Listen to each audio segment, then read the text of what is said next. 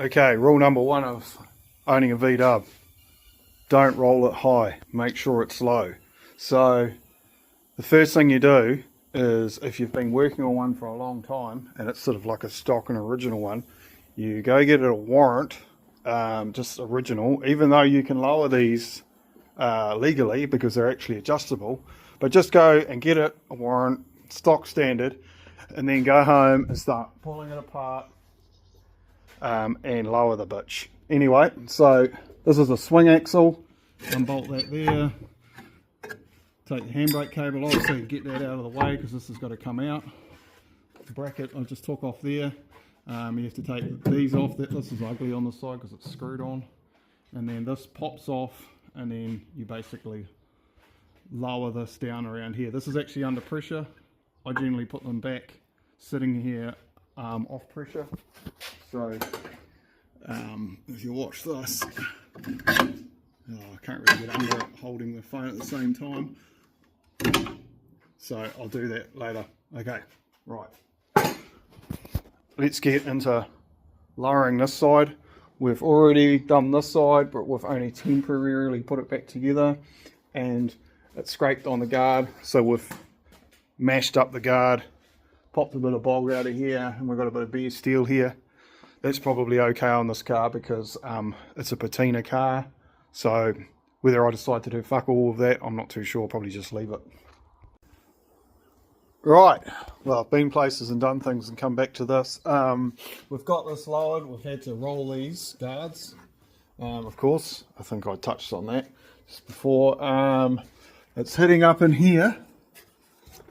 When we go so low, it's not ridiculous, so we might have to raise it. But the next thing to do is I have a brake kit to go on the front. So what I'm doing is converting it from the big lug stud. It's got a bit rusty sitting around, it'll be fine. 5 stud to the 4 stud, so we can run the big lug style wheels like this and go old school jam. So the early ones of these actually ran the big 5 lug, but it was just drums all round. So we're converting this one to 5 lug, but 5 lug front disc. There's a few other conversions you can do, but my mate had these wheels and he said, bro, I'm not using them. So he didn't like them on his car, and for me, being a cheap ass, it was just like, sweet, I'll use them. So he actually, I've helped him out with his cars over here, so he actually scored these for me, bought them back. I tried to pay for them, he wouldn't take any money. I couldn't even work out how much they were. Well, they were expensive as hell if you actually tried to buy them out of the US and get them in. I don't know what he paid for them, but he's a bloody good bugger, I can tell you that. And he supplied the wheels to go on this.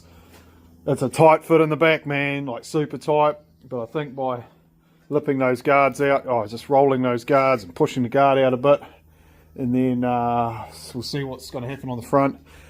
Cool thing about this car, man, it's a patina car. Well, I don't give a shit if we beat it up a bit to make shit fit and tidy some stuff up afterwards, but probably won't. Probably just leave it. Probably think, yeah, that's part of the whole fitting the mags and slamming it. So yeah, let's get on to the front. So first thing I'm going to do, pop these bearings out, see if the bearings are the same size as the ones that go in here, swap those over. Hopefully everything just bolts up. It's just a simple swap. Bang the cups out, put them in there, put it on here, brake calipers, look like the same stud, and it's just a whole lot of fitting and just basic mechanical work, and then we just slam the front out. So pull this apart, there's torsion bars here, adjust it. We're going low with this car, static as. You can actually get airbag systems for these, but I don't know. Yeah, I don't know about running one in New Zealand, even getting it certified and all that bullshit and having it road legal, but getting a bit over road legal shit, just drive it, eh? Anyway, let's roll. Okay, update of fitting this kit to change it to big lug 5 stud to 4 stud. I've had this on, the bearings all just came straight out of this one and went straight into that one, and then bench is getting a bit messy. Went to fit this, and these bits are in the road, 2 of them, top and bottom. So you just have to slice it along here, and there's a nice little rib, and you can see where to cut it, and then that just fits in there perfectly. I reckon the problem, this is sweet, like it's actually still got a bit of slack. I'll do it all up and make sure it's fine, but I'm okay with that. It's not like pulling on it. The reason why I'd like to stick with those is because this just looks almost factory, like you wouldn't even know. You honestly, you wouldn't know that this has been modified. You'd know of that. That's a braided line, and you have to kind of get those certified. Like I would trust this. This is actually a really good kit. So that creates a right angle here, so you don't have that pull on this. But I'm going to put it all together, and I'm going to see what it's sort of like. I will run these if I need to, and I'm pretty sure they'll probably sneak through a warrant if no one looks hard enough. But I think these should be right. Yeah, what an awesome kit. Like, so far, just cut those little tags off just to get the calipers on. The other cool thing, real cool thing with this kit, is if you actually look here and put these two beside each other. Oh, just wait a minute. This face is slightly down on this. So I'm going to measure that, but that's good because we are tight as hell at the back, and we've had to do some serious panel bit work here and on both sides. I'm not worried about the actual paint on this thing. I couldn't give a shit, to be honest. I just want it slammed and rough and warrant reg. So yeah, this is going real well. Super excited about this. Not too long, I'm going to bolt this side up and yeah, lower it. I know what I'm doing with this all now, so let's carry on. Now, for those of you who don't know this little thing here on the dust cover, you can see here on a V-dub, that's the speedo drive. Man, I'm pretty stoked with this kit. Yeah, very cool. Needs a wipe, needs a wrap. Very cool. Still in the process of fitting it all and then lowering it on its ass with those wheels. I think the back's probably going to have to come up because it was low.